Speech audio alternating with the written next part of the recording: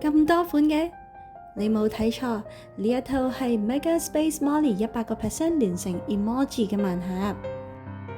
全套有18個常規款，3個隱藏，每個隱藏嘅機率係1:108。一個綜合裏邊會有隨機舊款。一如既往，手感同重量冇太大嘅分別。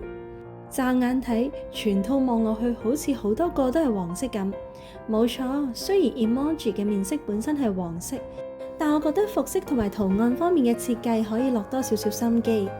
而家變相買一綜合嘅 CP 值會低咗，因為有幾個都係差唔多樣，只不過係頭盔同埋圖案唔同。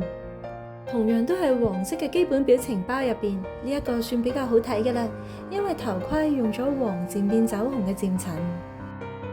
呢一款妙語連珠配合翻扭扭豬嘅表情，白橙相襯嘅服飾比較突出。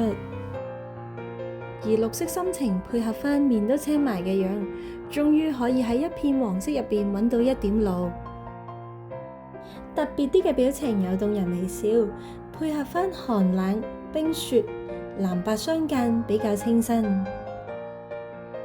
我哋平時會用到嘅小惡魔 emoji 都係今次嘅陣容入邊，呢一款亦都係全系列裏邊唯一一個紫色嘅。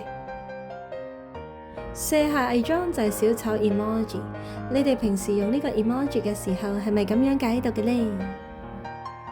可愛鬼，佢透明嘅身體入邊有白色嘅豬仔，非常配合鬼嘅特性。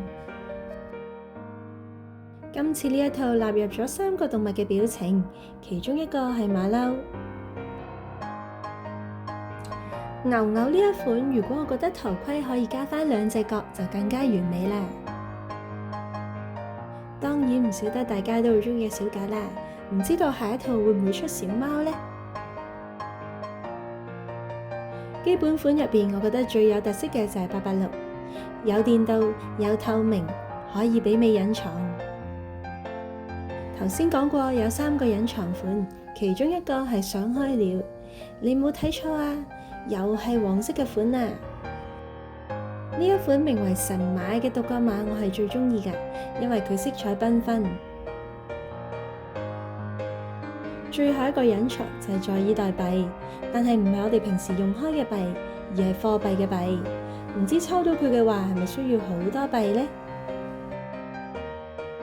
唔知大家對呢一套公仔有咩感想呢？歡迎留言話俾我聽。